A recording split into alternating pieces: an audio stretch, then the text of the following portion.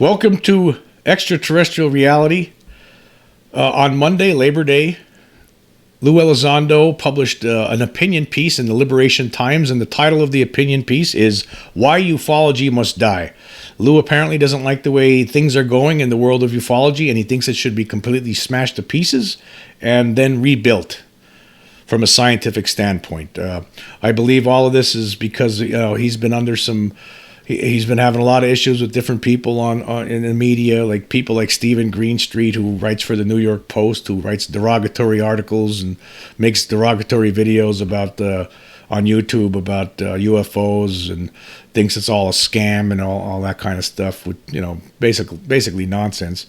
But anyway, this has gotten to Lou, I guess, and now he thinks everything needs to start over again. And not only debunkers, I think he's upset with other people out there too, people who are talking about UFOs on a regular basis, I guess in their podcasts and YouTube channels, and he's upset with everything, basically, for the most part. It sounds like he doesn't like.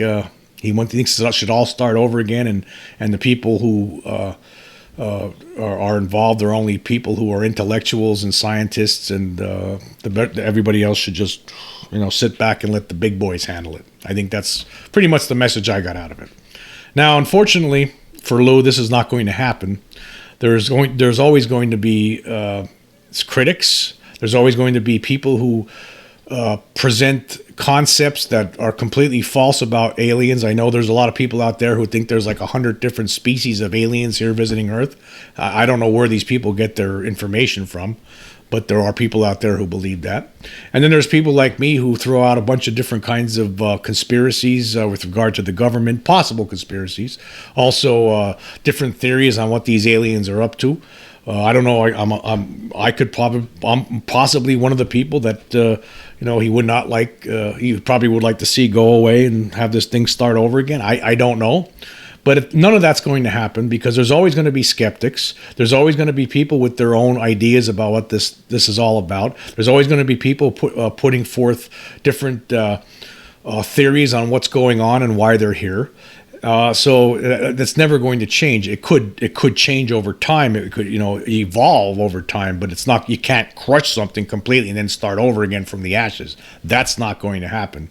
Unless somehow the whole world came under fascist dictatorship and everything is controlled by a government, then you can only say what they allow you to say. That's the only way that's ever going to happen. So it's not going to happen. And Lou understands that, but he just wishes that for one day, if he could be king for a day, this is the kind of changes that he would make.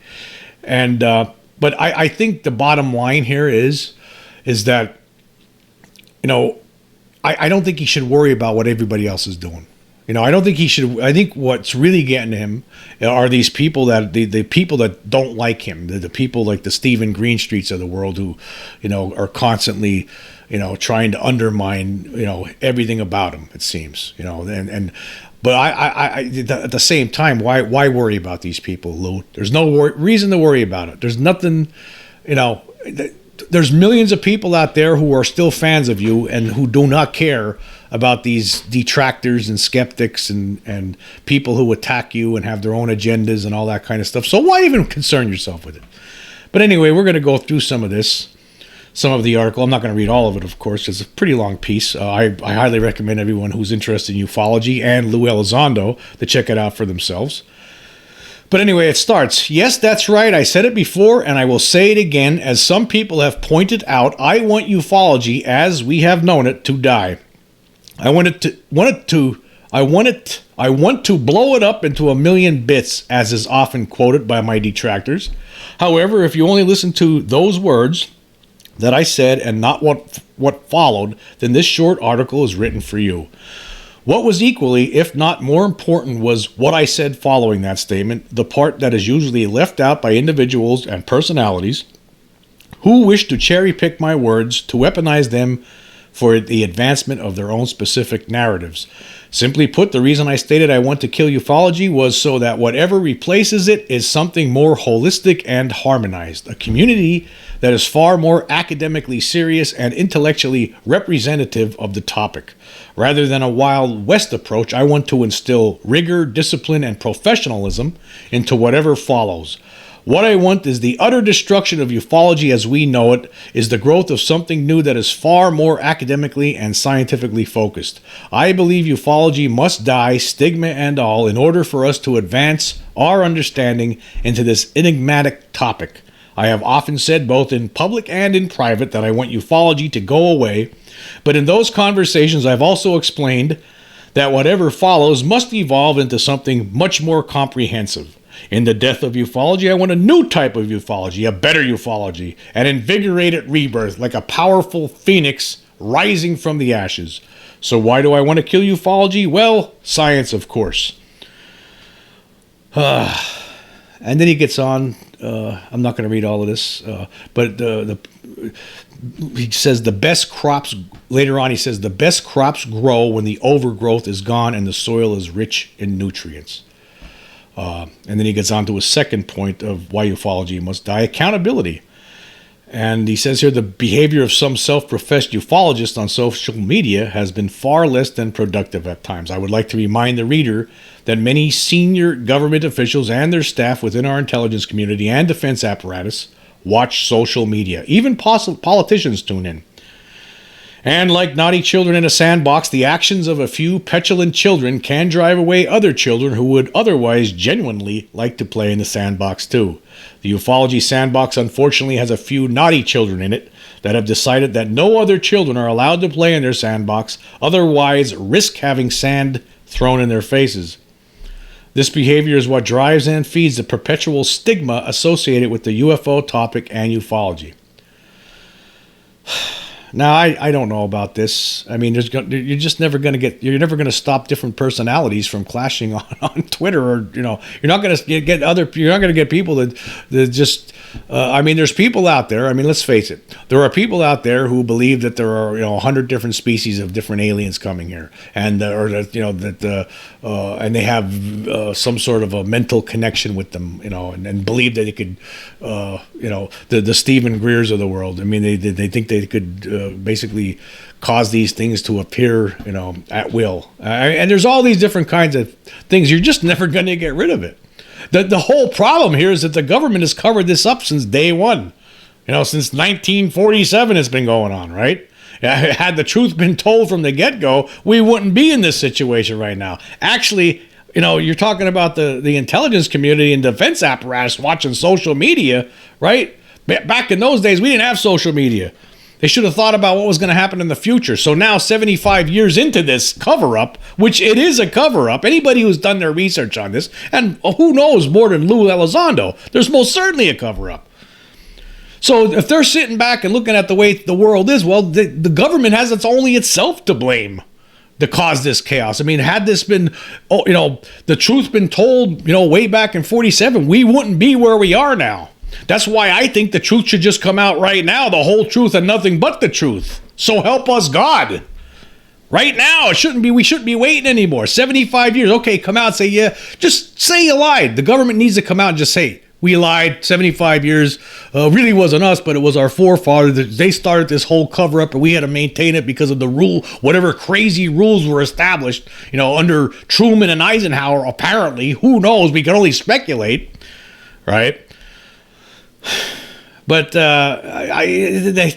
so we have to act. Everyone out there in ufology needs to act really good, right? So maybe the government then will. Okay, I guess they're ready now. I guess I don't understand this part. Forgive me. I mean, and hey, I just want to say this again. I'm a big Lou Elizondo fan. If it wasn't for him, we wouldn't be where we are right now. Over the past 5 years, things have changed, and it's because of him. He's one of the main people that caused this change, caused this to be talked about by the mainstream media. If it wasn't for him, we wouldn't be where we are today. And so, thank you very much. I mean, in 2017, that New York Times article comes out. Some of those videos come out, right? And then, all of a sudden, Lou Elizondo comes out of the darkness here and starts talking about this stuff, and he's with us ever since. Thank God he's here. But you can't change all of these things. Can't be changed. The past, the government. What are you supposed to do about the government? The government, to hear this. Okay, I got to read this one again. Maybe I'm rereading. I would like to remind the reader that many senior government officials and their staff within our intelligence community and defense apparatus watch social media, and even politicians tune in. Well, actually, again, I am reading this right. So basically, so some people out there are who's the people, the naughty children in the sandbox. Well, why are they naughty? Because they're speculating on what's going on. Is it wrong to speculate? I don't understand this part. I guess I'm confused a little bit. I'm confused. I don't get it.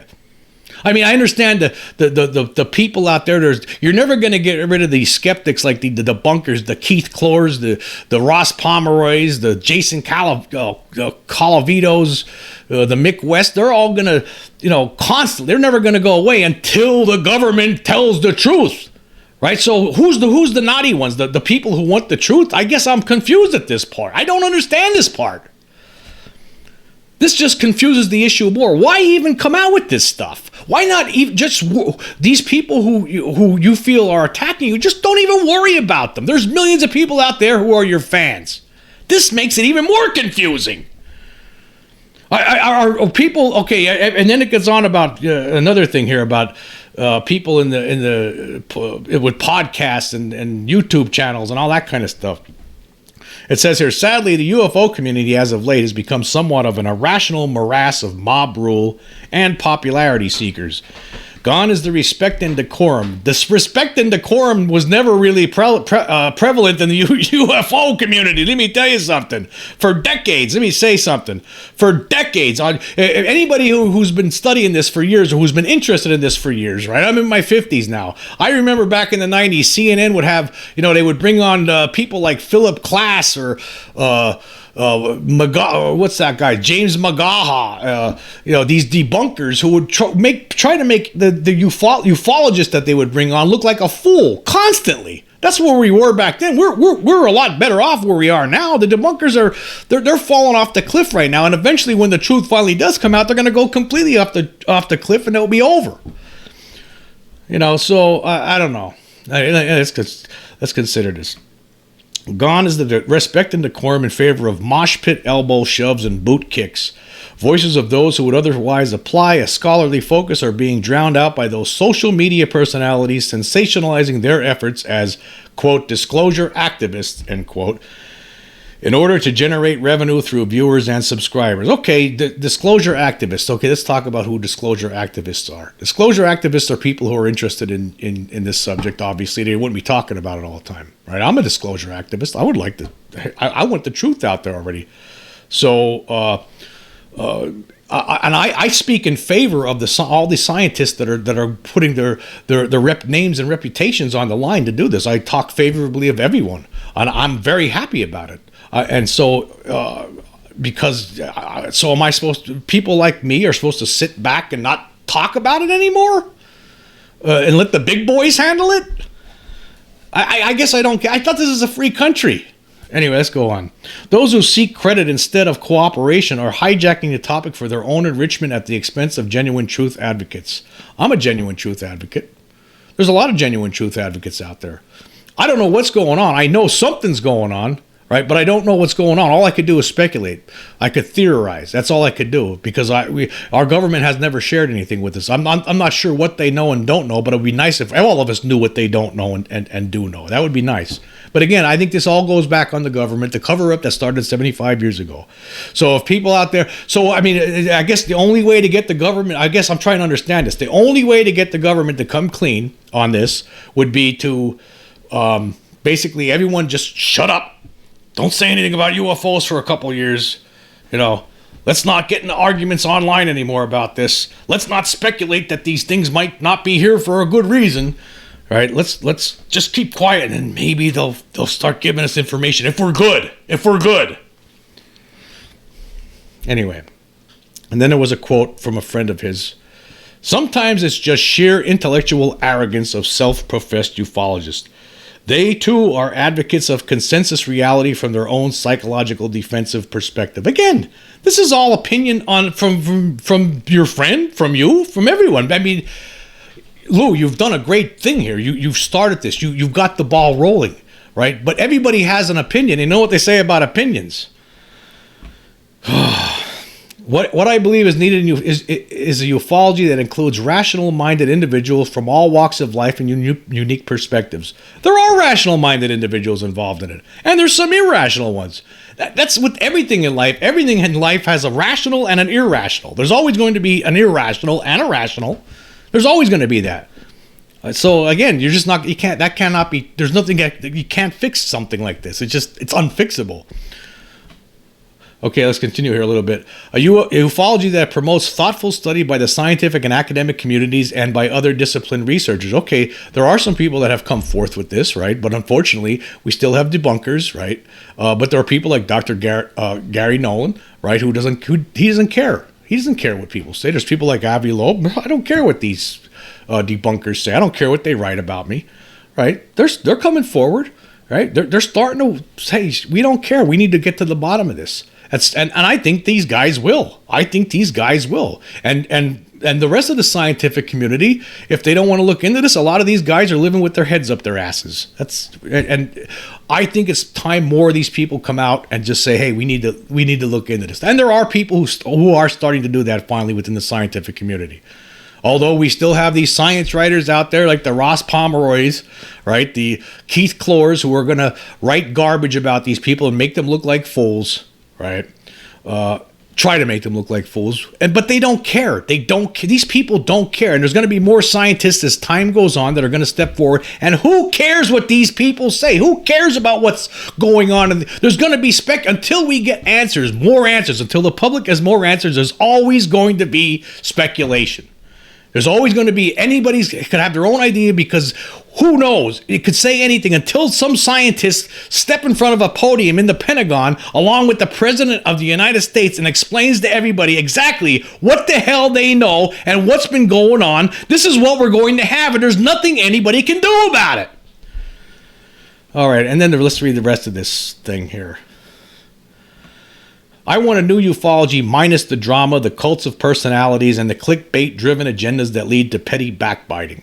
I want to rip away the decades-old, desiccated, and hardened conspiracies and cultish enclaves like tearing off an old scab.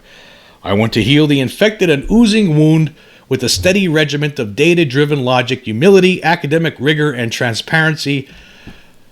I mean, I think all these things could be had. You could have these things, but you're not going to get rid of the other things. You're not going to get rid of the cults of personality, the clickbait-driven agenda. I mean, look at the clickbait, everything. Everything's clickbait. Everything on the internet's clickbait. It's all over the place. Everything's clickbait. Everything. And ufology's no different. I mean, there's always going to be clickbait stuff for ufology too. But then again, otherwise, how are you going to get people to read? Some people think that they need to come up with clickbait because otherwise they can't get someone to look at their story that they might think in their minds and their hearts that's very important. If for instance, if I'm doing something, a podcast or something, and I come up with some theory or somebody presents a theory to me, some speculation about what might be going on, and I think it's really good, I'm going to come up with some really good title, some clickbait to get people to look at it because I think it's important. All right. I want a new ufology that is worthy of tackling and technically investigating this incredible topic with individuals who can exchange ideas without fear of personal attack, without having to pick a side, and without middle school drama. Unfortunately, I don't know if you've been paying attention to politics these days. Forget about the ufology for a minute, but it's actually middle school drama all the time. It's just the way the world is. Social media has transformed the world into this morass that you're talking about. I mean, look at it. Look at what we're going through. Look at the nonsense, the lies, the bullshit all over the place, all over the internet. It's just never going to change. It's not going to change. I want a ufology where academics, scientists, elected officials, government leaders, and theologians can interact with the public free from the clickbait misdirection created by attention hounds or social media profiteers posing as disclosure activists. That's a dream that's never going to happen because it can't. It can't. There's always going to be this. We're always going to have this. There's always going to be all people with all different kinds of things saying or whatever they want. I am not saying there are no elements in the existing ufology construct that embrace those values, but this is more the exception and not the rule these days. It's more the exception and not the rule in everything, in every facet of everything that's going on anymore. It's just the way of the world, right? Scientists have been... they've not done the world. A vast majority of mainstream science has not helped the ufology issue whatsoever, for the most part. If you look at history, there are most people, a vast majority of scientists in the world look at the UFOs and laugh. I mean, just look at how people like John Mack was treated, by his peers, calling him basically a nut at the time when he was investigating things like the Ariel School and alien abductions. His own people that he worked with, his own colleagues, were basically saying he's crazy because he wanted to get answers to things but they didn't want him to go near it. Just the same thing's happening today until unfortunately, see, the whole problem again. It comes back to the government. The government, and more than anybody, Lou, the government's sitting on some stuff, right? A lot of us know that. A lot of us who's been studying this for years, for decades. I've been studying this since the early 90s. I know what's going on. There's no question there's a cover-up. People out there, if people really want to start somewhere, the mainstream media, right? Mainstream scientists, stop what you're doing. If you want to start this whole change up, right? I'll tell you where people need to start. They need to pick up the two books written by Richard M. Dolan, a historian who covers how the government has handled the UFO subject from 1942 all the way to 1991. The books are called UFOs and the National Security State, Volumes 1 and Volume 2. If anybody wants to, get into the ground floor of this and just get an understanding of what's going on, that's where you need to start. Mainstream scientists, mainstream politicians, politicians and people who are don't understand what's going on, they should read those books. Those books are like a gold mine of information, written subjectively. You go through that and you see all the things that the government has done with regard to UFOs since the 1940s. You realize, oh my God, right? There's just too much. You see it's all in front of you in black and white. A lot of it comes from reports, actual government reports. There's just so much stuff in there. Scientists need to read that.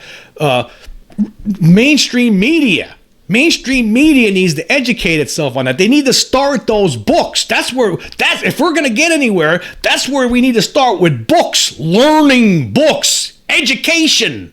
Educate the media. The media needs to be educated. UFOs and the national security state. I must say this all the time. I say this all the time on my podcast. That's where we need to start. Then the people will understand.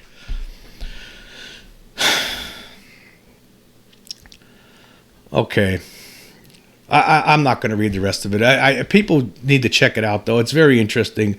I understand this. I'm sure where this comes from, most of it. I get it. There's people out there who they don't want to know the answer. I want to know the answer. I don't want to be like one of my uncles who didn't get to see the Philadelphia Eagles. They died before the Philadelphia Eagles won the Super Bowl. This is one of the bucket list things. I want an answer before I'm dead. Right? I want to see this, come to light finally. I had two uncles and one on my mom's side and one on my dad's side. They both died just a few years before. One of them died actually not even 7 months before the Eagles finally won the Super Bowl. The other one died just several years before. And I had a buddy whose dad was a big Eagles fan. He wanted to see the Eagles win the Super Bowl. They never got to see it. Right? I want to see that. I want to see, I got to see the Eagles win the Super Bowl, but I want to see this whole thing. I want to see the government finally come out and admit the truth. So then that's the only thing. That is the only thing, I think, the biggest thing that could help bring everything together. That would get these scientists who don't want to look into this to finally step up and say, okay, I guess we have proof to show us. That's the only thing. It's the government that's been doing this. Again, it's a bucket list thing. I want to see this. I want to see it. When I was about 4 or 5 years old, I saw a movie on TV. All I remembered from this movie was it looked like a gigantic snake that destroyed this building where a whole bunch of young people were in there dancing and partying and have a good time, right? I didn't know what that was. I always wanted to know for the rest of my life. I wondered, what the hell was that? And then one night, I finally got to see it. It was one of the things on my bucket list. I finally got to see it. It was a movie, some old black and white piece of junk, low-budget movie from the late 50s, early 60s called The Giant Gila Monster. It wasn't a snake after all. It was a giant Gila monster. But that's one of those things that got checked off on my bucket list finally. I want this thing checked off on my bucket list more than any of the other things. Well, maybe the Philadelphia Eagles. I'm glad that they won the Super Bowl, so that was very, very important.